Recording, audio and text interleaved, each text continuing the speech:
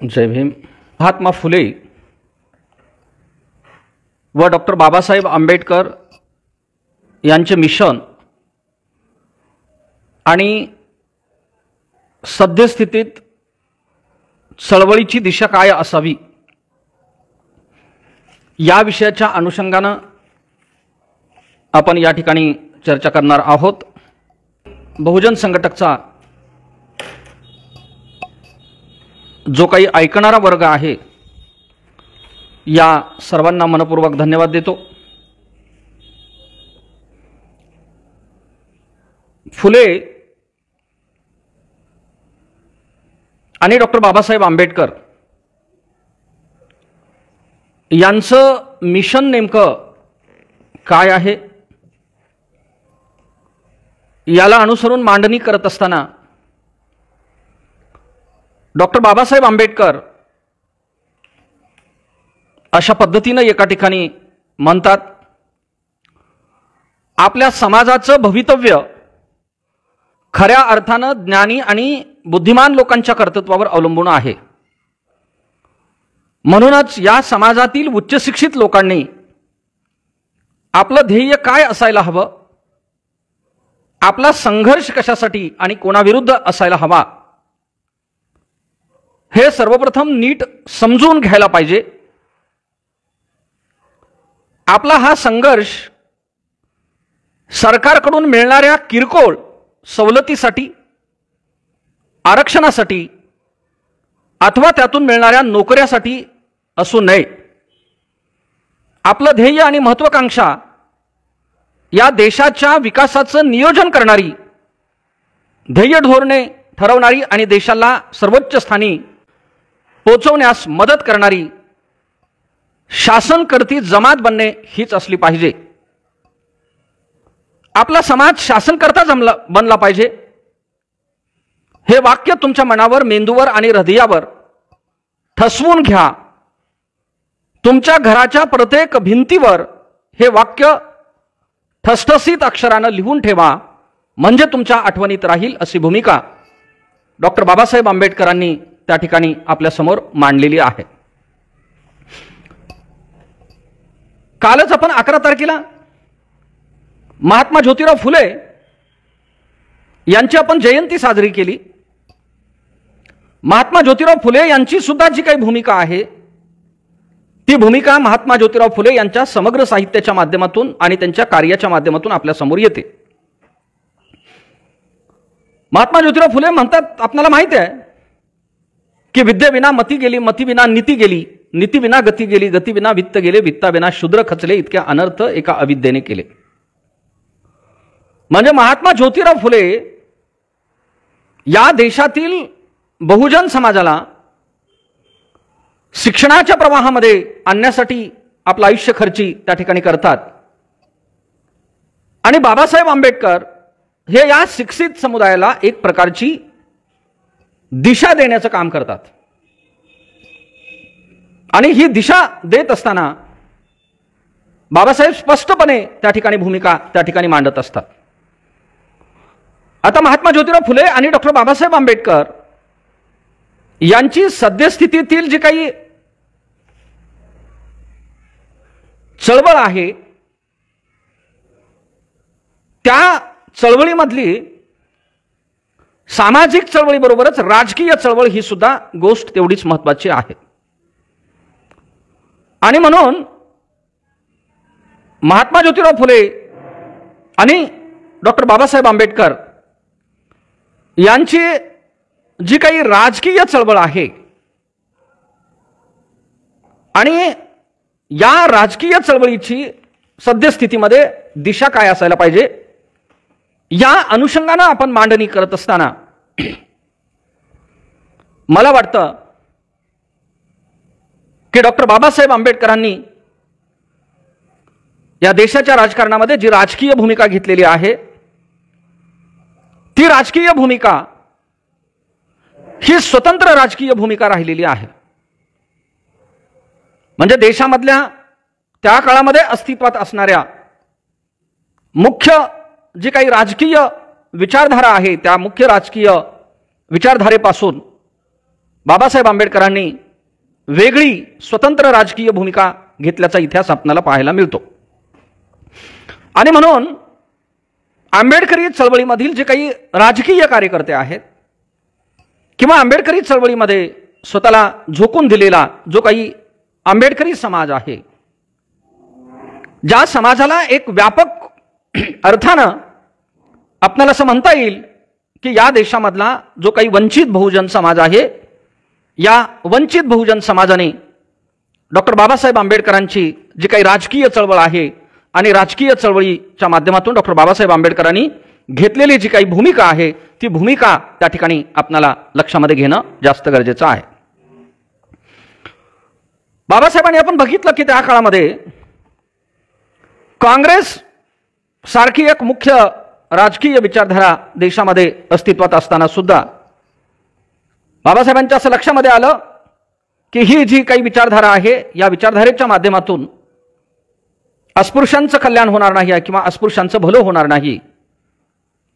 आणि म्हणून बाबासाहेबांचा एकंदरीत राजकीय प्रवास जर आपण बघितला, मग तो स्वतंत्र मजूर पक्ष असेल, शेड्यूल कास्ट फेडरेशन असेल किंवा त्या ठिकाणी रिपब्लिकन पक्ष असेल, या माध्यमातून डॉक्टर बाबासाहेब आंबेडकरांनी एक स्वतंत्र राजकीय दिशा देण्याचं काम या देशामधल्या वंचित बहुजन समाजाला देण्याचं काम बाबासाहेबांनी केलं.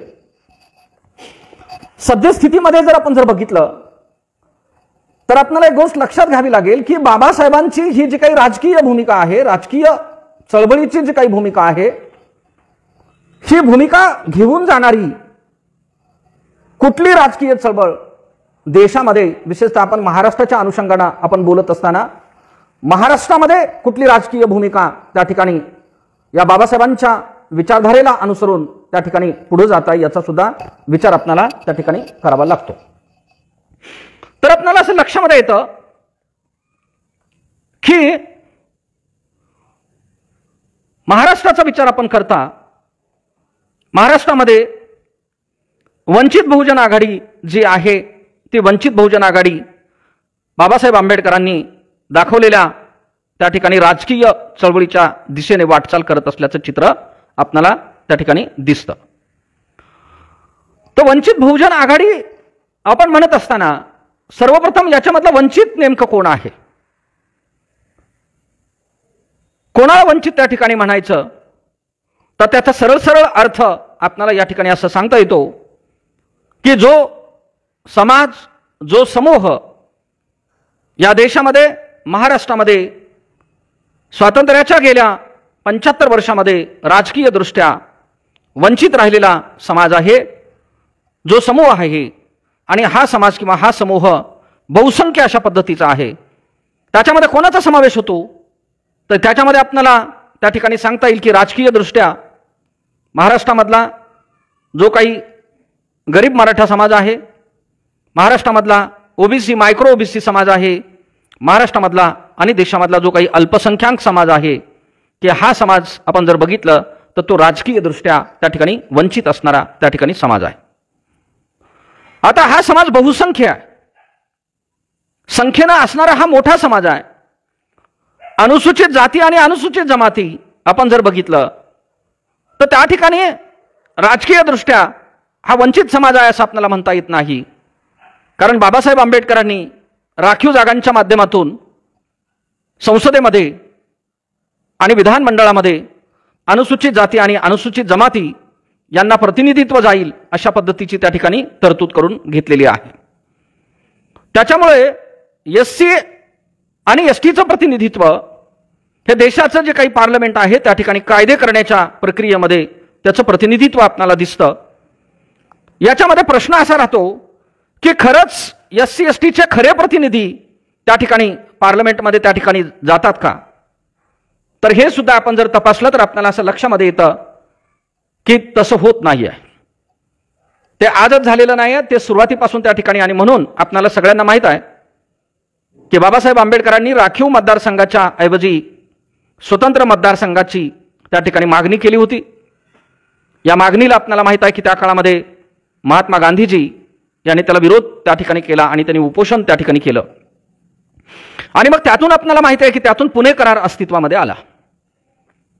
म्हणजे आता एक गोष्ट लक्षामध्ये घेतली पाहिजे की सध्याच्या 2024च्या निवडणुका आपण लक्षामध्ये घेतल्या तर राजकीय चळवळीमध्ये वेगवेगळी वळणं ही आपल्याला प्रत्येक दिवशी आपल्याला बघायला मिळतात.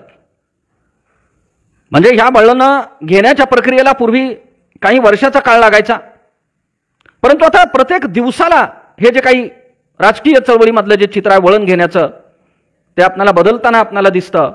आणि म्हणून मी त्या ठिकाणी म्हणालो की महात्मा गांधीजी यांनी स्वतंत्र मतदारसंघाला विरोध करून त्या काळामध्ये आपण राखीव मतदारसंघ स्वीकारला आणि राखीव मतदारसंघाच्या माध्यमातून खरे प्रतिनिधी अनुसूचित जाती आणि अनुसूचित जमातीचे पार्लमेंटमध्ये जात नाही आहेत हे चित्र महाराष्ट्रामधल्या राखीव जागेवरचे उमेदवार गेल्या काही वर्षामध्ये जे काही गेलेले आहेत, निवडून गेलेले आहेत आणि सध्या सुद्धा काही निवडणुकीला सामोरं जात आहेत, यांच्याकडे जर बघितलं तर आपल्याला ही गोष्ट लक्षामध्ये येईल. आणि म्हणून पुणे कराराच्या माध्यमातून स्वतंत्र मतदारसंघाला विरोध झाल्याचा परिणाम देशामधल्या अनुसूचित जाती आणि अनुसूचित जमातीचं प्रचंड मोठं राजकीय नुकसान झालेलं आहे. आणि हे नुकसान आपल्याला लक्षामध्ये येतं की महात्मा गांधीजी यांनी घेतलेल्या भूमिकेमुळं आपल्याला त्या ठिकाणी अनुसूचित जातीला आणि अनुसूचित जमातीला ह्या राजकीय नुकसानीला सामोरं जावं लागलं. आता आजची गोष्ट आपण जर बघितली तर महात्मा गांधीजी यांचे जे काही पंतू आहेत ते पंतू आता पुढे आलेले आहेत आणि महात्मा गांधीजी यांचे पंतू पुढे येऊन त्यांनी एक स्टेटमेंट त्या ठिकाणी केलेलं आहे. खरं तर कुठल्याही एखाद्या पक्षाला किंवा एखाद्या व्यक्तीला मतदान करू नका असं सांगायला नाही पाहिजे. कोणाला करा हे आपण सांगू शकतो, पण कोणाला करू नका हे आपण नाही सांगायला पाहिजे. पण याचा परिणाम असा होणार आहे तुषार गांधींच्या या वक्तव्यांचा की महात्मा गांधीजी यांनी स्वतंत्र मतदारसंघ नाकारून फक्त एसटी आणि एससीचं नुकसान त्या ठिकाणी झालं त्याच्यामुळं, परंतु आता या देशामधील विशेषतः महाराष्ट्रामधील जो काही वंचित बहुजन समाज आहे त्याच्यामध्ये गरीब मराठा समाज आहे, त्याच्यामध्ये ओबीसी समाज आहे, मायक्रो ओबीसी त्याच्यामध्ये समाज आहे, अल्पसंख्याक समाज आहे आणि त्याच्यामध्ये राजकीय पुरेसं प्रतिनिधित्व न मिळत असलेला जो काही लिंगायत समाज आहे की या समाजाचं प्रचंड मोठं नुकसान त्या ठिकाणी होणार आहे. कारण या वर्गाला राजकीय प्रतिनिधित्व महाराष्ट्रामध्ये गेल्या 75 वर्षामध्ये मिळत नाहीये आणि ते 2019ला आणि 2024ला देण्याचा प्रयत्न त्या ठिकाणी ज्यावेळेस होतो त्यावेळेस मग त्या ठिकाणी तुषार गांधी त्या ठिकाणी पुढे येत आहेत आणि पुढे येऊन म्हणतायत की या समूहाला त्या ठिकाणी मतदान आपण करायचं नाही. म्हणजे पुन्हा एकदा आपल्याला लक्षामध्ये येतं की तुषार गांधींच्या रूपानं या देशामधल्या महाराष्ट्रामधल्या विशेषतः गरीब मराठा ओबीसी अल्पसंख्याक जो काही बहुसंख्य समाज आहे आणि जो राजकीय दृष्ट्या वंचित महाराष्ट्रामध्ये त्या ठिकाणी राहिलेला आहे की त्याचं नुकसान होण्यामध्ये याचं मोठं त्या ठिकाणी परिणाम त्या ठिकाणी होणार आहे. ही गोष्ट सुद्धा आपण त्या ठिकाणी लक्षामध्ये घेतली पाहिजे. आता आपण बघूया मग नेमकं जी काही राजकीय चळवळ आहे, जी काही फुले आंबेडकर यांना महात्मा ज्योतिराव फुले आणि डॉक्टर बाबासाहेब आंबेडकर यांना जी काही अपेक्षित आपल्याला दिसते तर त्याच्यामध्ये बदल होत असताना आपल्याला दिसत नाहीये. की बाबासाहेबांनी आपण बघितलं संविधान सभेमध्ये आणि संविधानाच्या माध्यमातून मत आपल्याला दिलं, मताचा अधिकार या देशामधल्या वंचित बहुजन समाजाला त्या ठिकाणी दिला आणि याचा परिणाम आपण त्या ठिकाणी बघतो की हा जो काही समाज आहे हा मतदान जो आहे आपलं हा मतदान कितपत करतो, मतदानामध्ये कितपत तो सक्रियता दाखवतो. कारण मताची टक्केवारी जर आपण बघितली तर ती टक्केवारी जवळपास 60च्या आसपास आपल्याला त्या ठिकाणी दिसते. 40% मतदानाच्या प्रक्रियेमध्ये देशामधला जो काही समूह आहे हा येत नाही आहे. आणि जर देशामध्ये आपण जर म्हणत असो की ओबीसी असेल, अल्पसंख्याक असेल किंवा इथला जो सवर्णामधला जो काही गरीब वर्ग आहे हा वर्ग असेल की हा वर्ग या ठिकाणी 2000 येणाऱ्या काळामध्ये त्यांनी काय करायला पाहिजे की मतदानाच्या प्रक्रियेमध्ये सहभाग त्या ठिकाणी घेतला पाहिजे, मतदान मोठ्या संख्येनं केलं पाहिजे. आणि मग हे करत असताना ते कोणाला केलं पाहिजे आणि कोणाला नाही केलं पाहिजे हे सरळ सरळ आपण सांगण्याच्या ऐवजी आपण एक गोष्ट लक्षामध्ये घेतली पाहिजे की 2019 आणि त्याच्या अगोदर सुद्धा महाराष्ट्रामध्ये बाबासाहेब आंबेडकर यांचे नातू आदरणीय बाळासाहेब आंबेडकर, प्रकाश आंबेडकर यांनी त्या ठिकाणी एक थेरी मांडली, एक सिद्धांत मांडला आणि तो सिद्धांत असा आहे की महाराष्ट्राची जी काही सत्ता आहे 180 कुटुंबाच्या हातामध्ये आहे. गेली 70 वर्ष यांच्या हातामध्ये 180 कुटुंबांच्या हातामध्ये सत्ता आहे आणि ही 180 कुटुंब महाराष्ट्रामधल्या प्रस्थापित राजकीय पक्षामध्ये त्या ठिकाणी बसलेले आहेत. आणि म्हणून की 180 कुटुंबाच्या हातामधली जी काही सत्ता आहे ती वंचित बहुजन समाजाच्या हातामध्ये देण्याचं जी काही फुले आंबेडकरी विचारधारा आहे, जी राजकीय भूमिका आहे किंवा जी काही राजकीय चळवळ आहे, तर याला, कारण नेहमी आपल्याला माहित आहे की महात्मा ज्योतिराव फुले यांनी सुद्धा शेतकऱ्याच्या आसूडच्या माध्यमातून, गुलामगिरीच्या माध्यमातून, सार्वजनिक सत्यधर्माच्या माध्यमातून किंवा भिडेच्या वाड्यामध्ये पुण्यामध्ये सुरू केलेल्या पहिल्या शाळेच्या माध्यमातून जी काही भूमिका यांची राहिलेली आहे की जी काही प्रस्थापित व्यवस्था आहे त्या प्रस्थापित व्यवस्थेपासून जे काही नुकसान त्या ठिकाणी बहुजन समाजाचं होतं ते वाचवणं, त्याला प्राधान्य त्यांनी त्या ठिकाणी दिलेलं आहे. त्यांना प्रतिनिधित्व देण्याचं, त्यांना शिक्षणामध्ये प्रतिनिधित्व देण्याचं, त्यांना नोकरीमध्ये प्रतिनिधित्व देण्याचं, त्यांना राजकारणामध्ये प्रतिनिधित्व देण्याचं जी काही भूमिका आहे ती भूमिका आपल्याला फुले आंबेडकरी चळवळीची भूमिका आपल्याला त्या ठिकाणी दिसते. आणि म्हणून महाराष्ट्राची जी काही राजकीय सत्ता आहे ही महाराष्ट्राची राजकीय सत्ता ही 180 कुटुंबांच्या हातामध्ये आहे. ती 180 कुटुंब ही राजकीय कुटुंब आहेत आणि ती राजकीय कुटुंब 4 प्रस्थापित पक्षामध्ये बसलेले आहेत. त्याच्या व्यतिरिक्त असणाऱ्या समूहाला त्या ठिकाणी सत्ता त्या ठिकाणी मिळाली पाहिजे ही भूमिका घेऊन बाबासाहेब आंबेडकर यांचे नातू आदरणीय बाळासाहेब आंबेडकर हे 19ला पुढे आलेलं आपल्याला लक्षामध्ये येतं. आता पुढे आल्याच्या नंतर 19चं चित्र आता खूप मोठे आंबेडकरी राजकीय चळवळीवर आरोप प्रत्यारोप करायला लागलेले आहेत लोक पुढे येऊन. त्यांनी घेतलेली जी काही भूमिका आहे त्या भूमिकेला एक विपर्यास देण्याचा प्रयत्न त्या ठिकाणी होत असल्याचं आपल्याला दिसतं. उदाहरणामध्ये आपण 19ची पहिल्यांदा आपण घटना आपण लक्षामध्ये घेऊया. 19च्या घटनेमध्ये काय झालं तर 18ला आपण जर बघितलं 1 जानेवारी 18ला भीमा कोरेगावच्या संघर्षाला 200 वर्ष त्या ठिकाणी पूर्ण झाली आणि त्याच्या अनुषंगानं त्या ठिकाणी मोठ्या प्रमाणामध्ये देशामधला जो काही वंचित बहुजन समाज आहे हा एक उत्सव त्या ठिकाणी साजरा करतो. आणि मग त्या ठिकाणी जी काही परिस्थिती निर्माण झाली ती परिस्थिती हाताळण्यामध्ये जी काही भूमिका आहे, जी लिडरशिप भूमिका आहे ती आदरणीय बाळासाहेबांनी घेतली. आणि मग तिथून त्यांच्या लक्षामध्ये आलं की जो काही अकोला पॅटर्न आहे की हा अकोला पॅटर्न आपल्याला पूर्ण महाराष्ट्रामध्ये आपल्याला घेऊन जायला पाहिजे. आणि मग त्याच्या संदर्भामध्ये महाराष्ट्रभरामध्ये आपण जर बघितलं वेगवेगळ्या जिल्हा स्तरावर त्या ठिकाणी वेगवेगळ्या समूहाशी वंचित बहुजन समाजामधल्या वेगवेगळ्या घटकाबरोबर त्या ठिकाणी विचारविनिमय चर्चा मोठ्या प्रमाणामध्ये करण्यात आल्या. आणि मग त्यातून आत्ताचं जे काही राजकीय जी काही चळवळ आहे ते फुले आंबेडकरांना अपेक्षित असणारी जी काही राजकीय चळवळ आहे, जी वंचित बहुजनाची जी काही चळवळ आहे ती चळवळ 19ला मोठ्या प्रमाणात आपल्याला दिसून आली. त्या काळामध्ये बाळासाहेबांची अपेक्षा काय होती की 180 कुटुंबांच्या व्यतिरिक्त लोकसभेमध्ये इतर कुटुंब म्हणजे इतर जो काही वंचित समूह आहेत ते वंचित समूह गेले पाहिजेत. आणि मग याच्यासाठी या वंचित समूहाला किती जागा आपण दिल्या पाहिजेत तर फक्त 12 जागा आपण दिल्या पाहिजेत. आणि त्या सुद्धा जो काही प्रस्थापित पक्ष आहे तो प्रस्थापित पक्ष सलग 3 ते 5 वेळा ज्या काही हरलेल्या जागा आहेत त्या हरलेल्या जागा त्यांनी त्या ठिकाणी द्यायच्या आहेत. शेवटच्या टप्प्यापर्यंत त्याच्यावर चर्चा नाही झाली. आणि मग ज्या वेळेस आता आपण इथं थांबू शकत नाहीये, कुठल्याही परिस्थितीमध्ये आपल्याला ह्या वंचित बहुजन समाजाला त्या ठिकाणी प्रतिनिधित्व द्यायला पाहिजे. आणि म्हणून बाळासाहेबांनी एक भूमिका घेतली आणि काही आपले उमेदवार डिक्लेअर केले. त्याच्यानंतर जो काही प्रस्थापित पक्ष आहे, जो काही सरंजामशाहीची भूमिका घेऊन त्या ठिकाणी वाटचाल करणारा पक्ष आहे की त्यांनी सांगितलं की आम्ही आपल्यासोबत त्या ठिकाणी एकत्र बसला असतो किंवा आपण चर्चा केली असती. त्यावेळेस आपल्याला सगळ्यांना माहीत असायला पाहिजे की त्यावेळेस बाळासाहेबांनी सांगितलं होतं की आम्ही जे काही कॅन्डिडेट डिक्लेअर केलेले आहेत त्याला आपला एबी फॉर्म द्या आणि आम्ही त्यातून त्या ठिकाणी आपल्या बरोबर आम्ही त्या ठिकाणी येऊ शकतो. परंतु कुठल्याही परिस्थितीमध्ये महाराष्ट्रामधल्या वंचित बहुजन समाजाच्या हातामध्ये सत्ता देण्याचं जे काही मोठेपण आहे, जो काही मनाचा मोठेपण आहे आपल्याला त्यांच्याकडे असल्याचं आपल्याला दिसत नाहीये. आणि मग त्यातून मग जी काही फुले आंबेडकरी राजकीय चळवळ आहे जी बाळासाहेबांनी गेली 40 वर्ष प्रचंड मोठ्या त्यागामधून, प्रचंड मोठ्या कष्टामधून उभी केलेली आहे, त्याला गालबोट लावण्याचं काम मोठ्या प्रमाणावर सुरू झालं. आणि मग बी टीम ए टीम अशा प्रकारची चर्चा महाराष्ट्रामध्ये त्या ठिकाणी सुरू झाल्याचं आपल्याला दिसतं. आता मला हे सांगायचं आहे की जे लोक या ठिकाणी फुले आंबेडकरी जी काही राजकीय चळवळ आहे या राजकीय चळवळीला, या वंचित बहुजनांच्या चळवळीला बी टीम म्हणतात, तर त्यांनी ही एक गोष्ट लक्षामध्ये घेतली पाहिजे की कुठल्याही एखाद्या चळवळीला, कुठल्याही एखाद्या नेतृत्वाला आपण नावं ठेवत असताना, त्यांची बदनामी करत असताना त्या चळवळीचा आणि त्या नेतृत्वाचा राजकीय जो काही इतिहास आहे तो इतिहास आपण तपासला पाहिजे. वर्तमानातील त्यांची जी काही भूमिका आहे ती लक्षामध्ये घेतली पाहिजे आणि मग भविष्याबद्दल त्यांच्याबद्दल जी काही वक्तव्य आहेत ती वक्तव्य त्या ठिकाणी केली पाहिजेत. पण असं होताना दिसत नाहीये. केवळ विरोधाला विरोध म्हणून त्या ठिकाणी बी टीम म्हणणं हे त्या ठिकाणी त्यांचं 19ला त्या ठिकाणी सुरू झालं. आता ते म्हणू शकत नाही आहेत, कारण दरम्यानच्या काळामध्ये बऱ्याच गोष्टी त्या ठिकाणी घडलेल्या आहेत. आणि म्हणून जर आपल्याला जर म्हणायचं असेल तर गेल्या 40 वर्षामधलं जे काही राजकीय करिअर आहे आदरणीय बाळासाहेबांचं, ते राजकीय करिअर जर आपण जर बघितलं तर ते बेदाग अशा पद्धतीचं करिअर आहे. कसल्याही प्रकारची जी काही वैचारिक जी तडजोड आहे ती तडजोड त्या ठिकाणी त्यांनी केलेली नाही.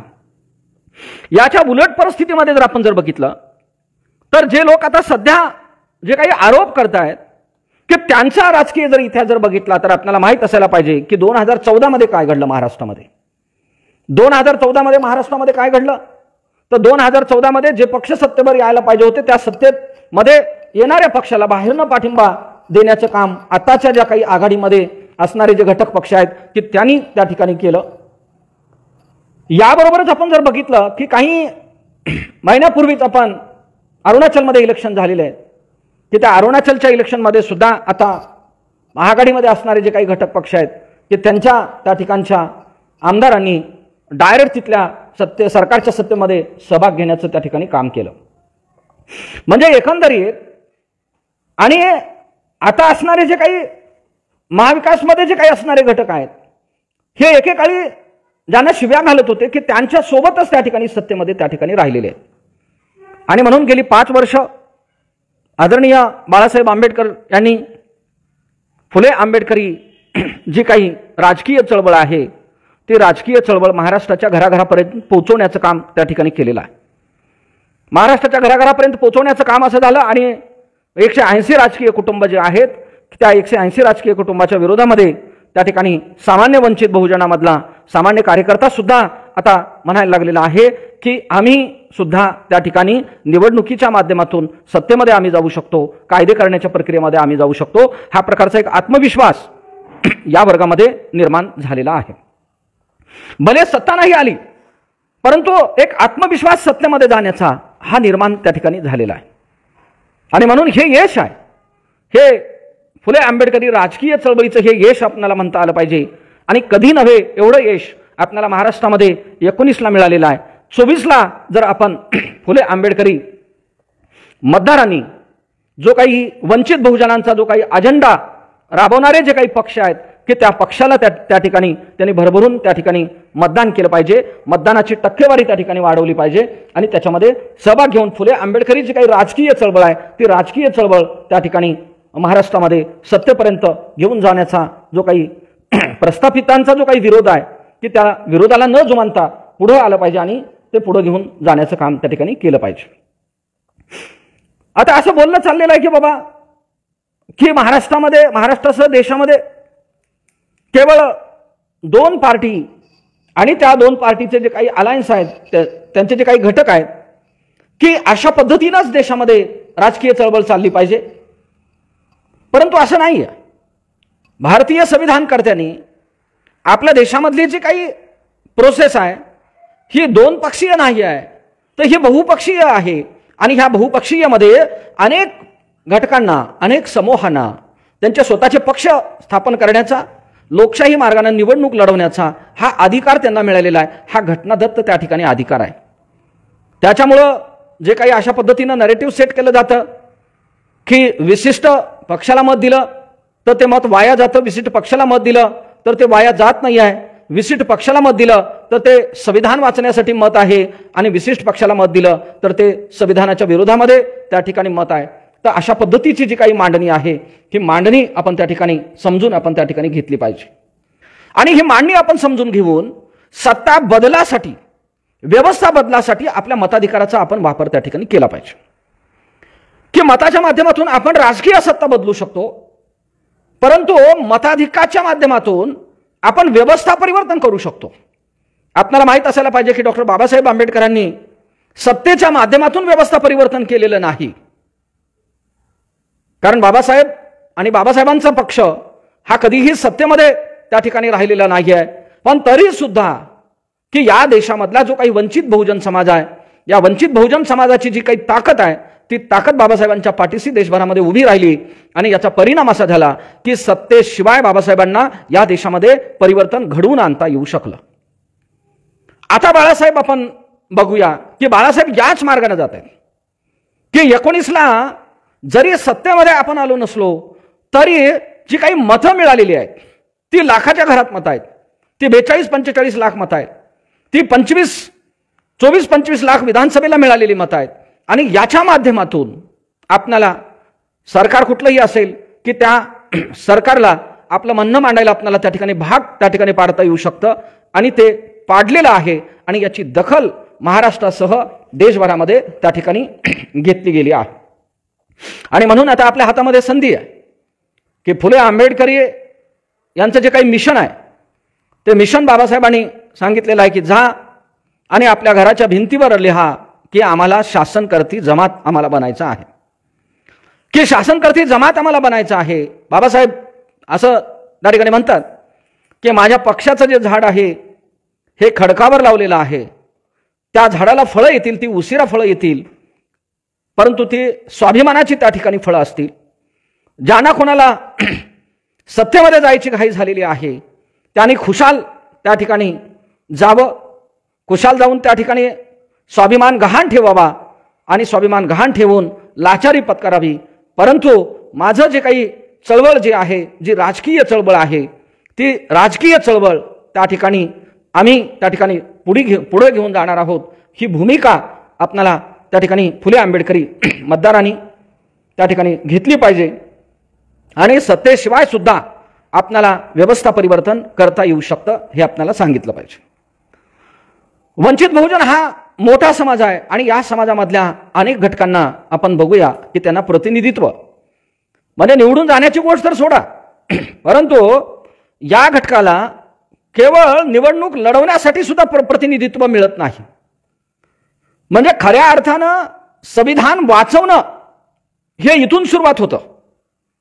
संविधानाचं रक्षण करण्याचा अर्थ हा इथून सुरुवात होतो की या देशामधल्या राजकीय दृष्ट्या वंचित असलेल्या समूहाला 180 राजकीय कुटुंबाच्या बाहेरच्या राजकीय वंचित कुटुंबांना सत्तेमध्ये आणण्यासाठी त्याला निवडणूक लढण्याच्या प्रक्रियेमध्ये त्याला आणणं हीच खऱ्या अर्थानं संविधान वाचवणं आहे असं आपण त्या ठिकाणी समजलं पाहिजे.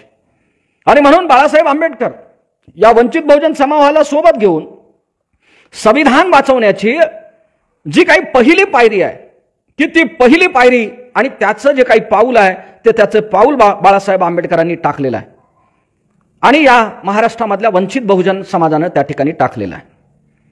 म्हणजे एकंदरीत आताच्या सध्या महाराष्ट्रामध्ये जे काही महाविकास आघाडी आहे यांच्या सोबत जाण्याची भूमिका वंचित बहुजन समाजाने गेल्या 5 वर्षामध्ये सातत्यानं घेतलेली आहे.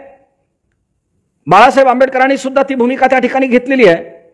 परंतु शेवटच्या टप्प्यापर्यंत बाळासाहेब आंबेडकरांनी सांगितलं होतं की अनुसूचित जाती आणि अनुसूचित जमातीला राखीव जागांच्या माध्यमातून त्या ठिकाणी प्रतिनिधित्व मिळतं.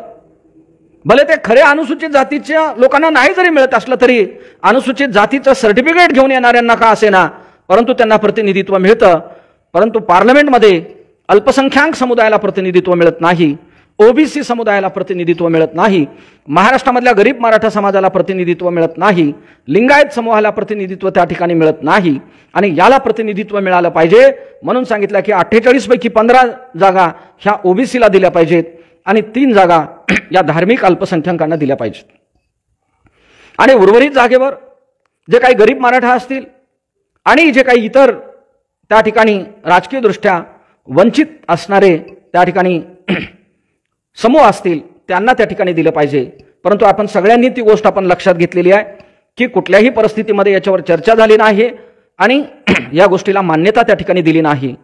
आणि म्हणून बाळासाहेब आंबेडकरांनी निर्णय घेतला आणि तिथं वंचित बहुजन समूहाला महाराष्ट्रामधल्या अपमानी मत सुद्धा त्या ठिकाणी करण्यात आलं आणि बाळासाहेब त्या ठिकाणी स्वतंत्र निर्णय जो काही वंचित बहुजन समाजाच्या हिताचा निर्णय आहे, वंचित बहुजन समाजाच्या हिताचा निर्णय आहे, जो संविधान वाचवण्याचा निर्णय आहे, त्या निर्णयाच्या बाजूनं बाळासाहेब आंबेडकर आणि महाराष्ट्रामधला जो काही वंचित बहुजन समाज आहे तो त्या ठिकाणी उभं राहिल्याचं आपल्याला चित्र दिसतं.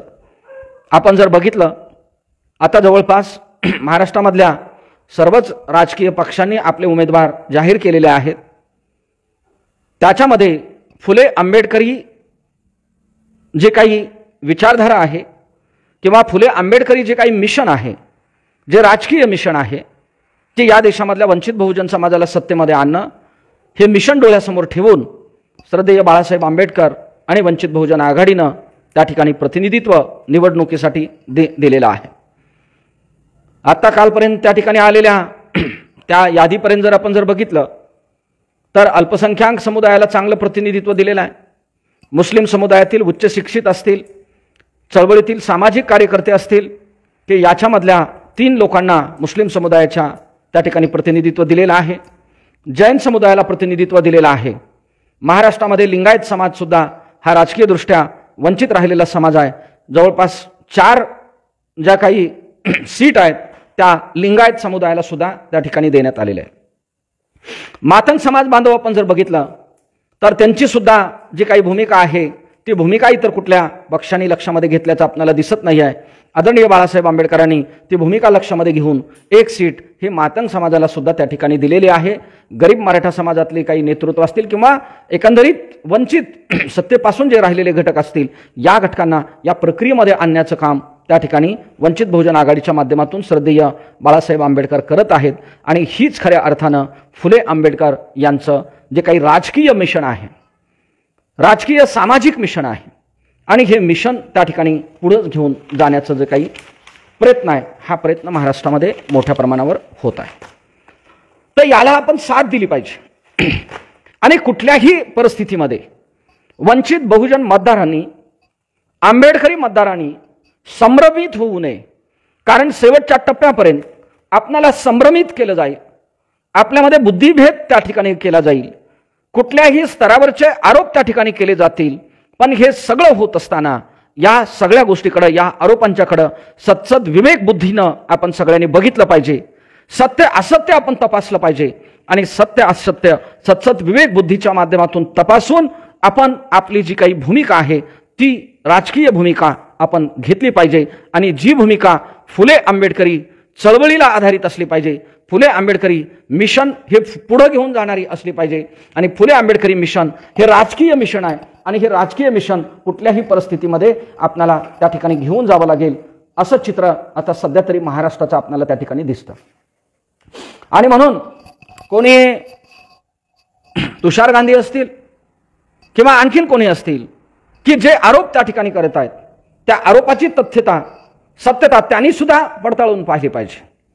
श्रद्धेय बाळासाहेब आंबेडकर यांनी ट्विटरच्या माध्यमातून तुषार गांधी यांना प्रिय तुषार गांधी अशा पद्धतीनं त्या ठिकाणी त्यांचा उल्लेख करून आपण जे काही विधान केलेलं आहे की हे विधान महाराष्ट्रामधल्या जो काही वंचित बहुजन समाज आहे की या समाजाला नुकसानकारक ठरणारं विधान आहे. आणि हा वंचित बहुजन समाज कोण आहे तर या महाराष्ट्रामधला गरीब मराठा असणारा जो समाज आहे, जो सत्तेपासून वंचित आहे, जो शिक्षणापासून सुद्धा वंचित आहे आणि जो नोकऱ्यापासून सुद्धा वंचित आहे, की या समूहाला सत्तेमध्ये त्या ठिकाणी आणण्याचा जो काही कार्यक्रम आहे, जे बाळासाहेब आंबेडकर वंचित बहुजन आघाडीच्या माध्यमातून घेऊन जात आहेत, की त्या कार्यक्रमाला कुठंतरी अडवण्याचा कार्यक्रम या विधानाच्या माध्यमातून तुषार गांधी त्या ठिकाणी करत आहेत. अल्पसंख्याक समूहाला त्या ठिकाणी सत्तेमध्ये जाण्यापासून त्याला सुद्धा त्या ठिकाणी ते आपल्या विधानाच्या माध्यमातून विरोध करत आहेत, त्याची त्या ठिकाणी अडवणूक त्या ठिकाणी करत आहेत. ओबीसी मायक्रो ओबीसी समाजाला त्या ठिकाणी सत्तेमध्ये जाण्यापासून ते त्या ठिकाणी विरोध करत आहेत. ही गोष्ट महाराष्ट्रामधल्या या तमाम वंचित बहुजन समाजांनी आणि मतदारांनी लक्षामध्ये घेतली पाहिजे. आणि मतदारांनी आणि ह्या सगळ्यांनी लक्षामध्ये घेऊन आपण आपल्या हिताचा निर्णय घेतला पाहिजे. आणि जो निर्णय, जो फुले आंबेडकरी जी काही चळवळ आहे, ती चळवळ फुले आंबेडकर यांना जे अभिप्रेत असणारं जे काही राजकीय मिशन आहे, ते मिशन आपल्याला सक्सेस आपल्याला त्या ठिकाणी करायला पाहिजे. पुनश्च एकदा मी या बहुजन संघटकच्या माध्यमातून आपल्या सर्वांना त्या ठिकाणी सांगू इच्छितो की पुनश्च एकदा आपण कुठल्याही प्रकारच्या संभ्रमाला बळी नाही पडायचा आहे आणि फुले आंबेडकरांचं जे काही राजकीय मिशन आहे ते सक्सेस आपल्याला त्या ठिकाणी करायचं आहे. एवढंच या निमित्ताने मी बोलतो. बहुजन संघटकनं मला या ठिकाणी बोलण्याची संधी दिलेली आहे. बाबासाहेब आंबेडकर यांच्या जयंतीचे कार्यक्रम खूप मोठ्या प्रमाणावर सुरू आहेत आणि त्याच्यामध्ये आपण जर बघितलं तर त्याच्यामध्ये सुद्धा हा जो काही समूह आहे, हा समूहानं पुढे येऊन जयंतीच्या माध्यमातून या चळवळीला, फुले आंबेडकरी चळवळीला एक प्रकारचं आर्थिक मदत त्या ठिकाणी करण्यासाठी सुद्धा पुढाकार त्या ठिकाणी घेत आहेत. जयंतीच्या मिरवणुकीचा वरचा किंवा इतर खर्च कमी करून फुले आंबेडकरी जे काही राजकीय मिशन आहे, राजकीय जी काही चळवळ आहे, जे बाळासाहेब आंबेडकर चालवत आहेत, त्याला मदत करण्याची सुद्धा भूमिका महाराष्ट्रामधल्या या ठिकाणी वंचित बहुजन समाजानं त्या ठिकाणी घेतलेली आहे. बहुजन संघटक यांनी मला या विषयाच्या अनुषंगानं मांडणी करण्याची संधी दिली, त्याबद्दल त्यांचा धन्यवाद व्यक्त करतो. आणि आपण सर्वांनी त्या ठिकाणी या ठिकाणी ऐकत आहात आणि इथून पुढे सुद्धा या व्हिडिओच्या माध्यमातून आपण हा संदेश ऐकणार आहात, त्याबद्दल आपल्याला सुद्धा धन्यवाद देतो आणि थांबतो.